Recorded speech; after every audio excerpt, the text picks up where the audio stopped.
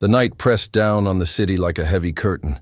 Wind howled through the empty streets, carrying shards of icy rain that slapped against windows and rattled metal gutters. Far from the noise of downtown, on a quiet hillside road lined with manicured lawns, stood a mansion that looked more like a fortress of gold than a home. Its towering gates glimmered with iron scrollwork, and beyond them light spilled from tall windows, warm and golden against the storm. Inside those walls was heat, comfort, and the silence of wealth. Outside was the opposite. Cold, wet, and merciless. A figure staggered along the pavement, her breath turning white in the freezing air. She couldn't have been more than 17. Her jeans were torn at the knees, her shoes soaked through, and her jacket, 2 sizes too big, hung limp and useless against the storm. Strands of wet hair clung to her pale face as she hugged a worn backpack to her chest. Every step looked like the last she could take. Yet she kept going, her eyes, tired, sharp, desperate, locked on the mansion at the end of the road. She hesitated, her lips trembling, then forced herself toward the tall iron gates. The closer she got, the more the mansion seemed to grow, towering above her like some unreachable dream.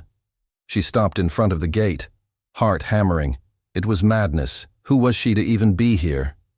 What would someone like him, the man who lived here, say to her? But the cold clawed deeper into her skin, biting bone. She had no choice.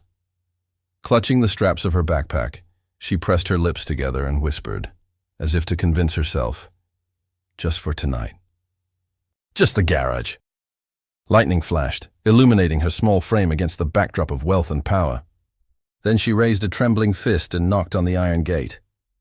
For a moment, nothing happened. No sound but the storm. She knocked again, harder this time. Her knuckles stung. Then, with a mechanical hum, the gates began to slide open. The girl stepped back, startled, as the towering iron parted to reveal a winding driveway. She hesitated again, but then, the sight of the warm lights inside pulled her forward. The girl took a step. Another. Hurrah! Soaked shoes slapped against polished stone as she followed the driveway toward the mansion's looming doors. The time she reached the steps, her courage was nearly gone, but she knocked anyway. The sound echoed, once, twice, like the hollow toll of a bell. Inside, silence stretched for what felt like forever. Then footsteps, heavy, deliberate footsteps. The door creaked open, spilling warm air into the night. A man appeared in the doorway, tall, immaculate suit, every line pressed sharp. His silver cufflinks glimmered under the chandelier light. His expression was carved from stone. Victor Hale, the millionaire. He stared at her like one might stare at a stray cat that had wandered too close to the table. His voice was calm, cold. What do you want? The girl's lips parted, but no sound came. Her throat was dry, her courage vanishing. Then she remembered the freezing wind at her back, the hopeless streets behind her. She swallowed hard, clutching her backpack tighter. I don't need money, she stammered, voice trembling but steady. I don't need food, I just need somewhere to stay tonight. Victor's brows rose, faint amusement flickering in his sharp eyes. And where? He asked, his voice a blade wrapped in velvet. Do you expect me to put you? The girl bit her lip. She dared not look directly at him. Her voice dropped to a whisper. Just, your garage. Please, just let me sleep in your garage. Silence. Victor blinked. Then he laughed. Not loud, but sharp, cutting. The storm roared outside. The girl stood frozen in the doorway, rain dripping from her jacket, her shoes squelching against the marble floor. Humiliation burned in her chest, but she didn't move. She couldn't. Victor tilted his head, studying her as though she were some puzzle. The garage? He repeated, almost mocking. Of all the things you could ask me, you ask for a garage? His staff, drawn by curiosity, began gathering behind him. Maids, a butler, a chauffeur. Their eyes widened at the sight of the ragged girl dripping water onto the expensive floor. A few whispered, smirking. The girl clenched her fists. Shame burned her cheeks, but she stood her ground. She raised her chin just enough to meet his gaze. Yes, she whispered. The garage. That's all I need. The butler scoffed under his breath. A maid covered her mouth, hiding a smirk. Victor's lips curved into something between, amusement and disdain. But before he could reply, before he could end it, the girl's backpack wriggled. A faint whimper escaped. Victor's eyes narrowed. "What's that?" The girl froze. Her heart pounded as the sound came again, this time clearer. A tiny, pitiful cry. Her trembling hands reached for the zipper. Slowly she pulled it open. Inside, curled in a thin rag, was a shivering puppy. Its fur was damp, its breaths weak, its eyes dull with sickness. The girl's voice cracked as she whispered, "He won't survive the night out there." Victor stared at her, expression unreadable. His staff fell silent. For the first time since she knocked, the girl's desperation seemed to pierce the mansion's golden walls. The storm howled. The puppy whimpered. The girl stood, broken but unyielding, clutching life itself in her arms, and the millionaire said nothing. Inside the mansion, silence hung thick after the girl's trembling words. The staff looked to Victor, waiting for his command. He did not answer right away. Instead, he stepped back into the warm glow of the grand hall, his polished shoes echoing against the marble. The girl remained on the doorstep, half inside, half out. One step from comfort, one step from the storm. Water dripped from her sleeves onto the pristine floor, each droplet like an offense to the perfection of his world. Victor Hale did not like disorder. He had built an empire on control, on bending chaos into obedience. In his mind, everything had a price and everyone had a place. And in this place, she did not belong. "Close the door," he said, voice low but commanding. The butler stepped forward instantly, ready to shove the girl back into the rain. But Victor lifted a hand, stopping him. Something about the strange bundle in her arms, that faint whimpering cry, unsettled him. "Wait." He stepped closer, studying her. His gaze swept over her clothes, soaked denim, ripped seams, dirt-stained sleeves. His lip curled slightly. He had seen beggars before, but this one was different. She hadn't asked for money. She hadn't even asked for food. "Only the garage. Why my garage?" he asked slowly, as though pulling apart a puzzle. The girl's eyes flickered up to his. They were wide, tired, but burning with something that made even Victor hesitate. She hugged the backpack tighter, and for a moment her lips parted. No answer came. She only shook her head, as if admitting the truth would strip away her last bit of dignity. Victor exhaled, amused. "Ridiculous," he muttered. "A garage, out of all things. You must think I'm a fool." A ripple of laughter slipped from one of the maids. The chauffeur smirked, but Victor's sharp eyes cut toward them, and the amusement died instantly. He didn't tolerate weakness in his household. Turning back, he studied the girl again. His instincts screamed she was hiding something, and Victor Hale always trusted his instincts. "Show me what's in the bag," he said. The girl froze. Her knuckles whitened on the straps. The puppy whimpered again, as though sensing danger. Victor's eyes narrowed. "I don't repeat myself." Slowly, painfully, she unzipped the backpack, revealing the tiny, sick animal curled inside. For the first time, Victor's expression shifted. It wasn't pity, not yet, but recognition. His late wife had adored stray animals. She had filled their garden with rescues until the day she passed. After that, Victor ordered every trace of them gone. Too painful, he told himself. Too messy. Now, years later, here was another stray, delivered to his doorstep in the arms of a girl just as lost. The butler sniffed. "A dog? Sir, this is absurd." "Let me send her away." Victor's jaw tightened. Part of him wanted to agree, but another part hesitated. He turned his back to her, striding toward the fireplace. His reflection glimmered in the polished glass of the wine cabinet, flawless, untouchable. And yet, as he lifted his glass, he saw in the reflection not himself, but the girl, standing small and shivering in his doorway, refusing to leave. "Why didn't you ask for money?" he asked suddenly without turning around. Her voice was soft but steady. "Because money won't keep him alive tonight." Victor set his glass down, the crystal clinking sharply against the marble. For the first time, the staff looked unsettled. None dared speak. He turned back toward her, expression unreadable. "Very well," he said at last. "You want the garage? You'll have it. But understand this, One wrong move, 1 ounce of trouble, and you'll regret ever knocking on my door." The butler's eyes widened. The maids whispered in disbelief. The chauffeur stared. The girl lowered her head, whispering, "Thank you." Victor's gaze stayed on her a long moment, his mind a battlefield of disdain and something he refused to name. Then, with a snap of his fingers, he commanded, "Show her to the garage." The butler stiffened, clearly appalled, but obeyed. As the girl stepped inside, water pooling at her feet, she clutched the puppy close. She walked past chandeliers, marble statues, priceless paintings, a world not made for her. Her heart raced, her breath shallow. But she whispered again, only to the puppy, "We made it." At least for tonight. Behind her, Victor Hale watched. Not out of kindness, not yet. But because something about this poor girl's request gnawed at him in a way even his millions could not silence.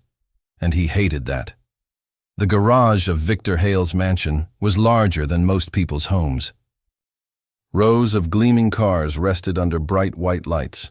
A blood-red Ferrari, a midnight black Rolls-Royce, and a silver Aston Martin polished until its reflection could blind. The air smelled faintly of leather, oil, and fresh wax, and in the middle of it all, the poor girl stood, dripping water onto the spotless tiles, clutching her worn backpack with the trembling puppy inside. The butler's nose wrinkled in disgust as he pulled the heavy door shut behind them.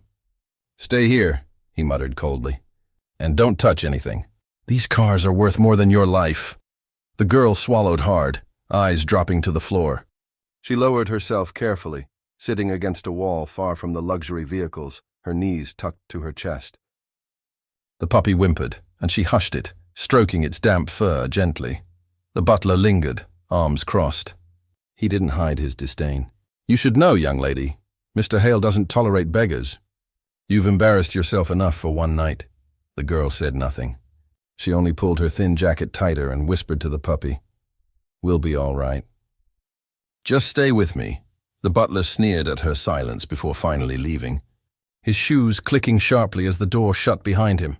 For a moment, the garage was quiet.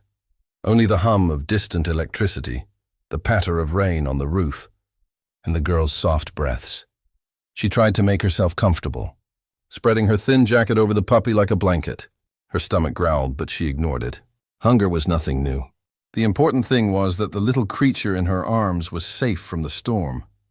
But then the overhead speaker crackled. A cold, amused voice filled the garage. "Victor, I trust the accommodations are adequate?" The girl startled, glancing up. She spotted the small black camera mounted in the corner, its red light glowing. He was watching her, her lips pressed together. "Thank you, sir," she whispered, though she wasn't sure he could hear. His voice came again, smooth as glass but edged with steel. "I must admit, I expected you to beg for food, or perhaps for money. But a garage. Out of all the things in my world you could have asked for, you settled for cold concrete." How pitiful, her cheeks flushed with humiliation. She lowered her gaze, stroking the puppy to calm herself. Victor's chuckle echoed through the speaker. "Tell me, girl, do you imagine this little display of suffering will soften me? Do you think I'll be moved to pity?" Her throat tightened. "No," she whispered. "I just want him safe." "Safe?" Victor repeated, almost mocking. "You're shivering in rags, starving no doubt, but you care more for a dying mutt than for yourself?" "Yes," she said, firmer this time. Silence followed. A silence that weighed heavier than his mockery. Victor's voice returned, lower now, pathetic, and yet strangely fascinating. The intercom clicked off. The girl closed her eyes, exhaling shakily. She hugged the puppy closer. Her pride stung, her face burned with shame, but she would endure it. She had to. For him, hours passed. The storm outside raged on. Cold seeped through the concrete floor into her bones. She drifted in and out of restless sleep, her arms wrapped around the fragile body of the puppy. But just before dawn, the animal stirred violently. Its breaths came shallow, uneven. It whimpered louder, shuddering against her. Her eyes flew open. Panic clawed at her chest. "No, no, please, stay with me," she whispered desperately. She tried to warm it with her hands, her breath, even the torn lining of her jacket. Nothing helped. Tears welled in her eyes as she rocked back and forth, whispering to the tiny life slipping away in her arms. Upstairs, Victor sat before a wall of monitors, eyes locked on the feed from the garage. He watched her cradling the sick puppy, saw the terror on her face, the way she whispered fiercely as though her words alone could hold death at bay. His jaw tightened. His grip on the glass in his hand turned white-knuckled. "Ridiculous," he muttered. "It's just a dog." But he didn't look away. Not once. The puppy's whimpers grew weaker as the rain outside slowed to a morning drizzle. The garage, once echoing with the storm's fury, now held only the sound of a girl's desperate pleas. She pressed the tiny creature against her chest, trying to share her warmth. Its eyes fluttered, its breaths shallow, every rise and fall of its chest a battle. Her tears streaked down dirt-stained cheeks. "No, not you. Please, you can't leave me too." The door opened suddenly. The butler stepped in, scowling. "What is this noise?" He spotted the trembling bundle in her arms and sneered. "Filthy strays don't belong here. Mr. Hale has already been far too generous letting you stay a single night." "Get rid of it." The girl's head snapped up, eyes blazing despite her exhaustion. "No, I won't!" Her voice cracked, but the fire in it was real. "I begged to stay in this garage for him. Not for me, for him." The butler's face hardened, but before he could respond, a voice came from the doorway behind him. Smooth. Cold. "Victor." "Let her speak." The butler stiffened, stepping aside. Victor Hale walked into the garage with the casual grace of a man who owned everything around him, including the air they breathed. Dressed in a dark, tailored suit, he looked utterly out of place among the dripping walls and concrete floor, yet his presence swallowed the room. The girl clutched the puppy tighter, her body trembling, but she forced herself to meet his eyes. Victor's gaze swept over her, the dirt on her clothes, the red in her eyes, the stubborn way she held that dying animal like it was treasure. "Explain," he said simply. Her throat felt dry as stone, but the weight of his stare gave her no choice. This dog. "He was all I had left," she whispered. "When I had nothing to eat, he found scraps. When I was too cold to sleep, he curled against me. When people spat at me, when they kicked me off the streets, he stayed." Her voice cracked, but she kept going. Tears welled, but she refused to look away. "My family is gone. My home is gone. The world took everything from me, but not him. He never left. And now he's dying." She hugged the puppy closer, rocking him like a child. "So I begged you for a corner of your garage because I thought, just maybe, here, he'd have a chance to survive the night." Her chest heaved. Every word pulled from the rawest part of her soul. Victor studied her. Unreadable. For years, beggars had tried every trick in the book on him. Sob stories. Lies, schemes dressed as tragedies. But this girl hadn't asked for money. She hadn't begged for herself. She'd asked for nothing but cold concrete and shelter for a dog most men wouldn't hesitate to abandon. He glanced at the animal, its fragile body twitching in her arms. Something stirred in him, a flicker of memory, an old echo he thought he'd buried long ago. He crushed it quickly. "You risked your pride, your dignity. All for this?" His tone carried disbelief, almost disgust. Her chin lifted, surprising him. Pride means nothing when love is on the line. The silence that followed was sharp enough to cut. Even the butler shifted uncomfortably, glancing at Victor for direction. Victor's lips curved into something that wasn't quite a smile. Cold, calculating. "Love, you say? How quaint." He stepped closer, his polished shoes echoing against the garage floor. "But tell me this, girl. If I offered you a warm meal, a soft bed, and safety for yourself, but only if you abandoned that mutt, would you take it?" The girl's arms tightened instantly around the puppy. She didn't hesitate. "No." The word landed like a stone. Firm, unshakable. Victor studied her for a long moment, then turned sharply on his heel. His voice floated back, smooth and cutting. "Then you're a fool." The door slammed behind him, leaving the girl shivering in silence once more. But upstairs, in the privacy of his study, Victor Hale poured himself a drink with unsteady hands. He tried to drown the echo of her words, but they clung to him stubbornly. Pride means nothing when love is on the line. And for the first time in years, The millionaire found himself unsettled. By noon, the storm had passed.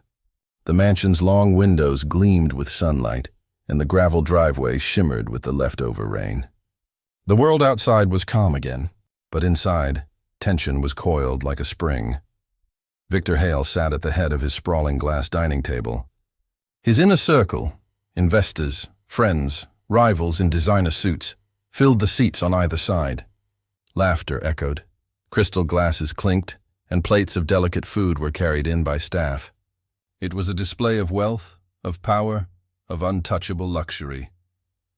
Yet Victor's eyes drifted toward the garage feed on the tablet beside his plate. The girl was still there, curled up against the wall, cradling the puppy as though it were the last flame in a dying world. She hadn't moved, hadn't eaten, hadn't begged for more. Victor, one of his associates, chuckled, swirling wine. You seem distracted, thinking about your next deal. Or is it some secret stock you're about to steal from under us? The table laughed. But Victor smirked faintly, sliding the tablet aside. No, just considering a test. A test. Another man leaned in, curious. Of what? Victor's gaze sharpened. Of loyalty. Of sacrifice. Of how far desperation will carry someone. He rose suddenly, his chair scraping back. The entire table quieted.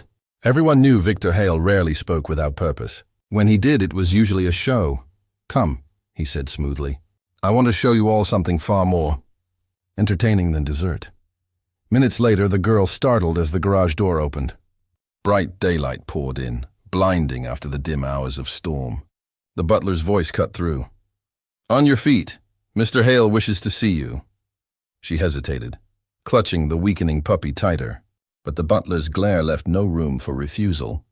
Trembling, she rose and followed.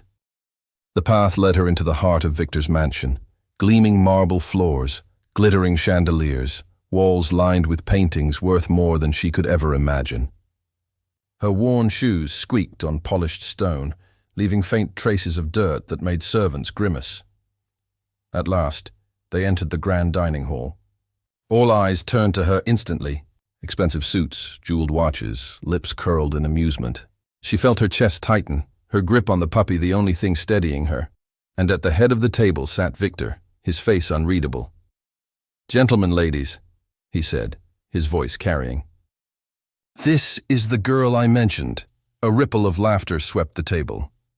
The girl flushed, humiliated, but Victor raised a hand for silence. She asked me for shelter last night. Not food, not money. Shelter in my garage for her dog. Snickers erupted. One man muttered, pathetic. Another woman whispered, how quaint. Victor's eyes never left the girl. Tell them, girl. Why would you choose the cold floor of a garage instead of begging for comfort? Her throat tightened. Speaking before this room of sharks felt impossible. But the puppy whimpered weakly, reminding her why she was here. Because... She began softly, then stronger. Because he saved me, when no one else did. And I won't abandon him, the room chuckled cruelly. But Victor leaned back, eyes gleaming. There you have it. Love over survival. He let the words hang, then smiled like a predator. But let's test just how far that love goes, shall we? The girl's breath caught. What do you mean? Victor stood, circling the table like a showman. I'll make you a wager. A simple one. Survive 1 week here on my estate by my rules. No money, no help. No charity from my staff. Just you, your dog, and whatever wits you think you have. Her stomach dropped. If you succeed, Victor's voice sharpened, I'll give your mutt the best care money can buy. Food, medicine, safety. Everything he needs to live, perhaps even something for you. Gasps rippled around the table. The cruelty was brilliant, horrifying. And if I fail? She asked, voice trembling. Victor stopped in front of her, towering, his shadow swallowing her whole. His smile was cold. Then you leave. With nothing. And you watch him die! The room erupted with delighted laughter, a chorus of cruel amusement. To them, it was a game, a circus, a spectacle to pass the afternoon. The girl's heart pounded. Her eyes burned with shame and fear. But then the puppy whimpered in her arms again, fragile and fading. She straightened, her voice shaking but clear. I'll do it. The room hushed, startled by her defiance. Victor's smirk widened. Good, he raised his glass like a toast. Then let the game begin. The rules were delivered like a decree from a throne. No staff would lift a finger to help her. No food, no comfort, no charity. She was to survive on Victor Hale's sprawling estate, with nothing but her wits and her will. The moment the wager was set, Victor wasted no time in engineering her first humiliation. Late afternoon sun spilled golden light across the mansion's back garden, a vast spread of manicured hedges, glittering fountains and marble statues. Guests had gathered with champagne in hand, drawn like moths to the drama. Some lounged in wicker chairs, others perched along the balcony, all eager to watch the poor girl stumble. Victor stood at the center, his tailored suit catching the light, every inch the master of the stage. He gestured toward the girl, who clutched her weakening puppy and tried not to wilt under the gazes burning into her. "Ladies and gentlemen," Victor's voice carried like silk over steel, "our guest's first trial begins here." A butler wheeled out a silver-domed platter and placed it on a table in the center of the lawn. Gasps and laughter rippled as the lid lifted to reveal food, a feast really. Roasted chicken, steaming vegetables, fresh bread still warm from the oven. The aroma hit like a punch to the girl's empty stomach. Her insides twisted painfully. She hadn't eaten in days. Victor's smirk deepened as he nodded toward the food. "Your task is simple. Eat." Confusion swept the crowd. Then Victor's voice hardened. "But the first bite must come from your dog's mouth. If you love him more than yourself, you'll prove it here. If not, well, perhaps hunger will remind you where your loyalties truly lie." The girl froze. The puppy whined weakly in her arms. Too frail even to lift its head toward the food, gasps and whispers swirled. How cruel. She won't do it. She'll break. Victor's eyes glittered with amusement. This wasn't about food. It was about shame. He wanted her to degrade herself before his guests, to make her prove her devotion in the most humiliating way possible. The girl lowered slowly, setting the puppy on the grass near the platter. Her hands trembled. Her stomach screamed.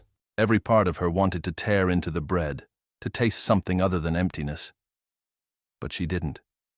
Instead, she broke off a small piece of chicken, tearing it with shaking fingers. She pressed it gently to the puppy's mouth. At first he didn't move. Then faintly, weakly, he licked at it. His jaws moved, chewing, swallowing. Tears blurred her vision, but her lips curved into the faintest smile. "That's it, boy. Just a little. Stay with me," the crowd murmured, uneasy now. What they'd expected was a collapse, a humiliation. What they saw instead was sacrifice so raw it pricked even their cold amusement. Victor's jaw clenched. For the first time, the game hadn't gone exactly as he'd planned. "Now eat," he said sharply, as if to reclaim control.